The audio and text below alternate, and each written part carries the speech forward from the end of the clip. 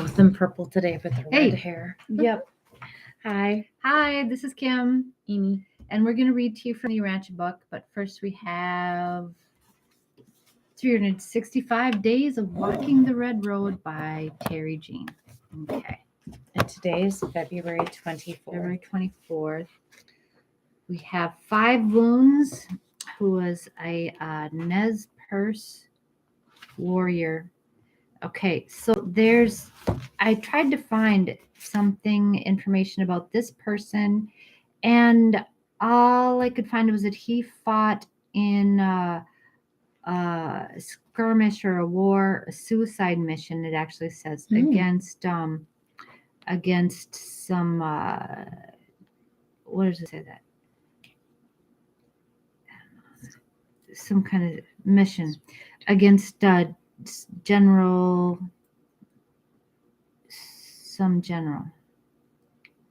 Okay. Yeah. Well, they have a lot about him. But it's hard to say what. And his skull has been turned over in 2005, was turned over to his family in 2005.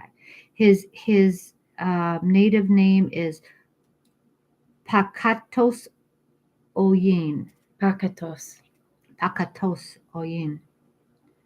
All right. So five wounds. He was, yeah. Could also be Paquetos. I think it's Pakatos. And then we put our own pronunciation on it. Well, of course. It's, yeah. Okay, but go ahead there and read just that first part then, and we'll talk about the next guy a little bit. Whatever the gains, whatever the loss, they are yours. Oh, that's so wonderful. It's about accountability and responsibility and owning your. Yep. Okay. And then a native to know, N. Scott Momaday, who wrote something interesting. Now he's a Kiowa. Okay, you can read about him. Yeah. Novelist and poet N. Scott Momaday, born 1934, is considered one of the premier writers in the United States today. His books have achieved much literary success, and he won a Pulitzer Prize for his 1969 novel, Housemaid of Dawn. Momaday is a Kiowa and was raised on various native reservations, and his writings reflect his love of people, his culture, and his land. A graduate of Stanford University with both a master's and doctoral degree, he created the Indian Literature program at the University of California in Berkeley. Wow. Yes, and he is still living. Wow.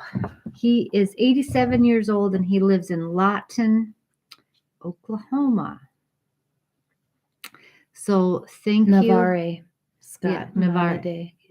And Navarre Scott Momaday. Yeah. So thank you to 5 Wounds and to Navarre Scott Momaday for your words and for your contributions. Okay. All right. So next we read from the Tao Te Ching, translated by Ralph Allendale. Today, the 24th. We have Avoiding Voids. We have our photograph here of, I don't know, what are those things? Big old wheels? Are those like prehistoric? What are those? I don't know. I think It's stone. They're made of stone, like concrete donuts, right? Okay, well, let's read what's here. Avoiding the voids. The hole in the donut, right, is a concept here. Okay, I'm going to read it. Okay, standing on tiptoe will only make you tipsy. Walking with long strides will not allow a long walk. Shining the light on yourself will never enlighten you. Being self-righteous precludes you from being right. Boasting about yourself will never boost your eminence. Parading yourself parodies leadership. Tao consciousness avoids the cultivation of all these ego bloated voids. I absolutely love that. Yeah, so that's about humility. I think one of the things like this, the void, of course, is the hole in the donut, and I think one fear is one reason why we tend to fall into that trap is because we're really afraid that we are the expendable part, like the hole in the donut. It's like we're the throwaway part. And I think this is a concept that we talk about. Okay. Oh, it's so late. Oh, We're good. okay. Well, we'll get through that. Yeah. So that's a concept. Okay. So we don't really know. There's a fear that we are the throwaway part, like the hole in the donut. Right. So if you identify with that emptiness or that, because there's when the baker makes the donut, he's like takes out the middle and, so, but we have to understand that really trust that nothing is wasted. We're not wasted. God doesn't waste anything of value. Okay. And we're valuable. So, I had to learn to trust that. So if we trust that, then we don't have this motivation to go around tooting our own horn and making, sure that, hey, I get my 2 cents in there. I got to make sure that I'm, present in this here. We don't need to do that. I think that requires that faith and that, that there's no waste. We're valuable. We're valuable. Okay. Mm-hmm. Yeah. All right. So we're gonna read from the Urantia book. Okay. So today we're finishing paper 37. Okay. All right. Here we go. Okay. Paper 37, section 10, other local universe groups. Okay. You want to go? Mm-hmm. Excuse me. Besides the seraphic immortal orders, who will be considered in later papers, there are numerous additional beings concerned in the maintenance and perfecting of such a gigantic organization as the universe of Nebadon, which even now has more than 3 million inhabited worlds. And counting and growing. Wow. With 10 million in prospect. Holy cow. So 10 million more coming up, right? So that's insane. Right. So there's 3 million worlds. So we are not alone. The truth is out there. All that, yeah. You know that space is infinite, but when you... Wow. Yeah. It's exciting to me. The various Nebadon types of life are much too numerous to be cataloged in this paper. Yeah. But there are 2 unusual orders that function extensively on the 647,591 architectural spheres of the local universe that may be mentioned. Okay, now when we talk about architectural spheres, architectural worlds, those are worlds that are specifically designed by the spiritual beings, and they're not evolved. Okay. So they're not evolved worlds. Okay, they're designed. Okay, so a lot of them, what they talk about, a lot of them are hollow inside. I know, because that way, if they don't have a big center of gravity, they can make them really big. And I don't even know if they're totally physical material or if they're, That's kind of scary. It's kind of weird, but we'll talk about them and in some really interesting ways. Like some of them have like a glass crystal, like it'll be an ocean, but it'll be a crystal. Sounds beautiful. So that it's like, yeah, and it gets like has receiving properties. Like the angelic could be like a landing place for the angels to land, like for seraphic transport and for receiving messages and stuff like this. It's all just so interesting. Beautiful. I know, right? So anyway, but those are architectural spheres. We'll read more about them later. Okay, the Spiranga. Okay, the Spiranga are the spirit offspring of the bright and morning star and the father Melchizedek. They are exempt from personality termination, but are not evolutionary or ascending beings. Neither are they functionally concerned with the evolutionary ascension regime. Okay, hold on. Let me reread that. Spirit yeah, they are exempt from personality termination. So they don't have personalities? They don't, their personalities don't evolve in Okay. this way. So I don't think they have like personality termination.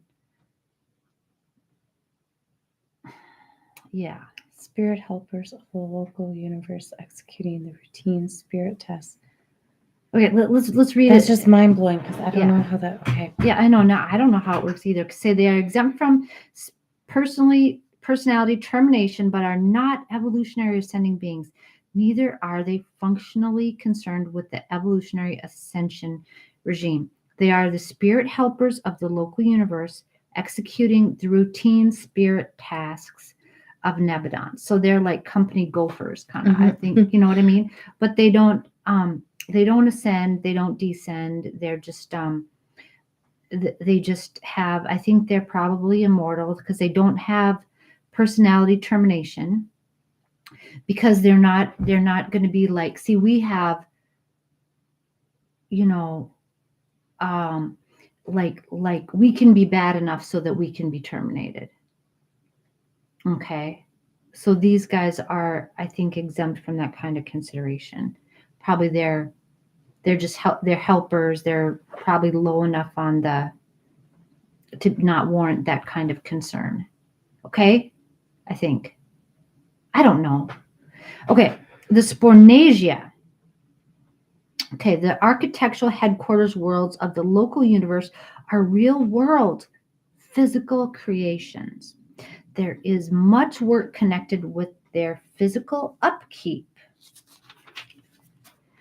And herein we have the assistance of a group of physical creatures called Spornasia. So they're like the groundskeepers, or like the custodians of like the physical upkeeping of the architectural spheres, right? That's what I'm getting. Okay. They are devoted to the care and culture of the material phases of these headquarters worlds, from Jerusalem to Salvington. Spornasia are neither spirits nor persons. They are an animal order of existence. Oh, wow. But if you could see them, you would agree that they seem to be perfect animals. Wow. I know how they describe it. It's like how would you come up with this? So they're like animals, but they're perfect animals, and they are custodians. Okay, so they're not evolving kind of spirit beings, right? But they're not spirits or persons. Uh-huh. What? I know. I don't know. I don't know either. I would like to hug one. Right? Yeah. I have so many questions. I know. As the more you learn, the more you The learn more you about it, have the more you like, questions. how is that? Why? Even How? possible. What? You know? Yeah. But you just have to just say, okay, I don't know. But there's so much to it. It's like, yeah. Okay. The various courtesy colonies are domiciled on Salvington and elsewhere. We especially profit from the ministry of the celestial artisans on the constellations and benefit from the activities of the reversion directors who operate chiefly on the capitals of the local systems. Always there is attached to the universe service a corps of ascending mortals, including the glorified midway creatures. These ascenders, after attaining Salvington, are used in an almost endless variety of activities in the conduct of the universe affairs. From each level of achievement, these advancing mortals reach back and down to extend a helping hand to their fellows who follow them in the upward climb. That's kind of cool. Mhm. Such mortals of temporary sojourn on Salvington are assigned on requisition to practically all corps of celestial personalities as helpers, students, observers, and teachers. My brain is tired right now. Isn't it? Oh my It's a God, lot. this is so much in just like Like a little bit of things. wow. Yeah, so that's the midway. Ooh, wow. There's a Midway lot of midway creatures. The midway creatures, I associate that with like the gods and goddesses, like Greek gods and goddesses, Okay. and Norse gods and goddesses. Okay, because I think they have origin on our planet, and they're citizens, they're permanent citizens of our planet, and they're like natural forces, some of them, and some of them are more personified as forces. Okay. Do you want me to read the last part, or do you want to? Go for it. Okay. There are still other types of intelligent life concerned with the administration of a local universe, but the plan of this narrative does not provide for the further revelation of these orders of creation. It always does this. It always says, well, there's more stuff, but it's too We're not much to gonna talk talk about. about. We're not going to talk about it. Yeah, That's okay though, because I know this is just so like, much. It's a lot of stuff. Yeah, it is always less. Yeah. Okay. Enough of the life and administration of this universe is being herewith portrayed to afford the mortal mind a grasp of the reality and grandeur of the survival existence. Okay, we're telling you enough. You chew on this for a while. We don't want to overwhelm you, right? You already have. Further experience in your advancing careers will increasingly reveal these interesting and charming beings. This narrative cannot be more than a brief outline of the nature and work of the manifold personalities who throng the universes of space, administering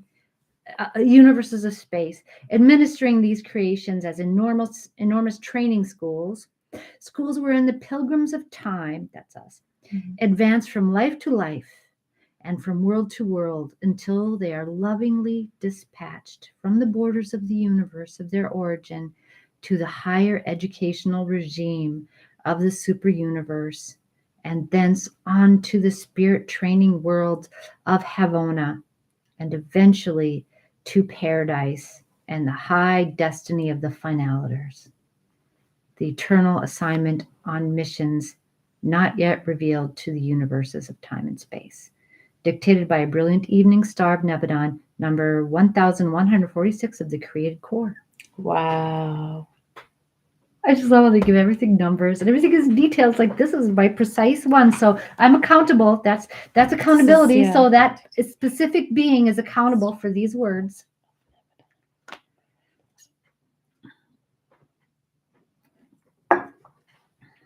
That's just overwhelming, everything that I just. Because my brain, like, it stops reading and then I'm trying to visualize and then, yes, wow. That's a lot. And how many, and exactly just- how many architectural spheres there are in Nebadon. It's just mind blowing.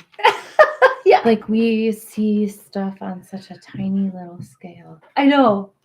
And that there's accountability and that there's everything is being kept track of way up on that level. So there's And all of this concepts. details, for that, and that they care about each one of us individually. They're taking account of all of our growth, and each one of us is important, even on this huge, incredible scale. That's what really, it's like, it's so huge. And because I always had this feeling it's immense, but then how can God possibly care about me? I'm one of, like, God has an ant farm, and I'm like one of, like, how many little ants, or our planet is a speck of dust in God's sneeze or something like this. I don't know. That's how I was like this before I found this, but I had come to like it still scares me, and it's like it comforts me, but then it's like, wow, they see me. You know what I mean? Mm-hmm. Even little me, I'm important on this. It's like, oh my gosh, what am I going to do with that? I have to do something important,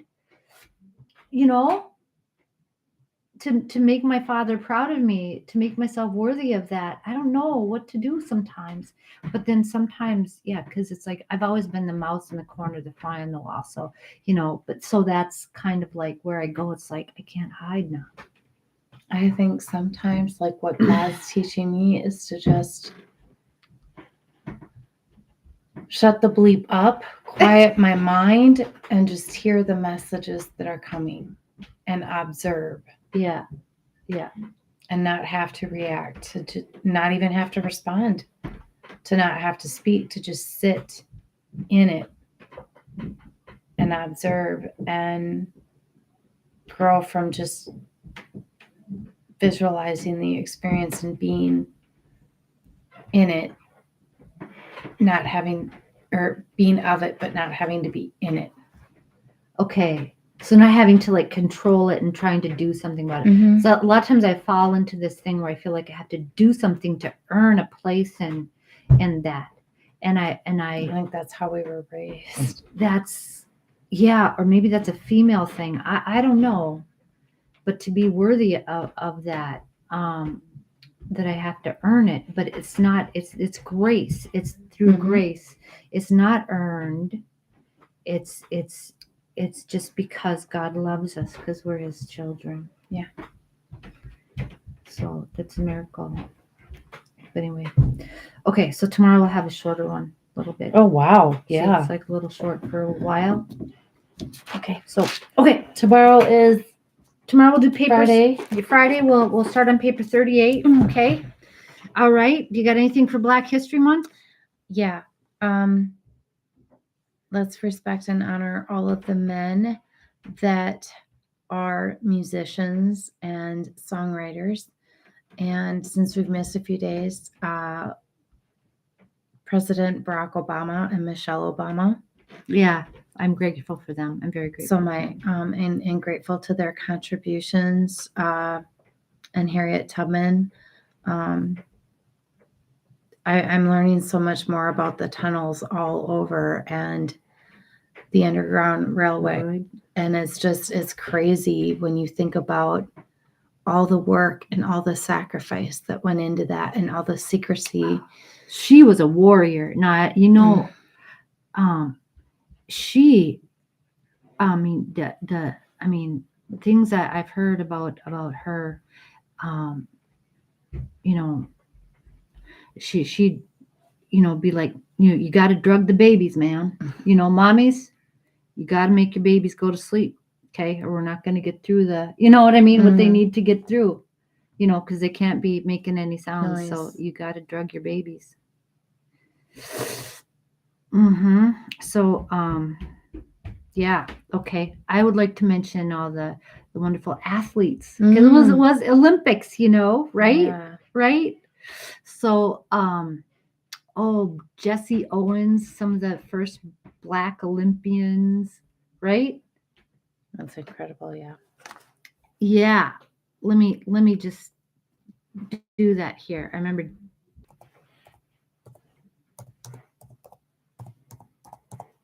I know we got to go here. Black Olympians, 2022. All right. Who we got? Wow. Black athletes. Ilana Myers-Taylor, most decorated Black athlete in Olympic history. Ilana Myers-Taylor, you go, girl. Right?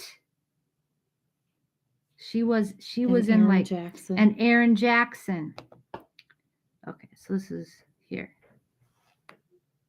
Yeah. There's such Aaron cute Jackson, kids. Team USA. There you go. Who's that?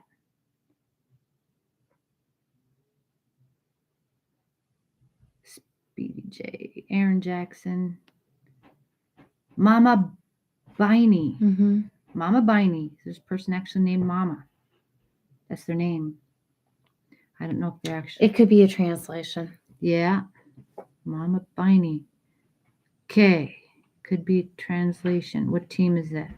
She's USA, all right. Mm-hmm. And then this one is from Madagascar. Who does skiing in Madagascar? Who would thought? Yeah, but they do. Mia Latiana. Mia, did I say that? Mia Latiana Clark from Madagascar. You go. Sorry for massacring names. Carlos Mader from Ghana. Okay. I don't know if he's black or not. He's tan. He's cute. Okay. I don't know. Shannon Abeda. Shannon Abeda. All right. Okay. All right. Anyway, let's call it there because we got to get going here. You guys have a great weekend. We'll see you tomorrow. Yeah. We'll see you tomorrow. Okay. All right. Love. God bless. One love. Yep. Okay. All right. Yeah. Let's do it this way. Wait, I got to do this part first. I forget. Wait. God, I don't know how to do this. Jeez. I'm so embarrassed.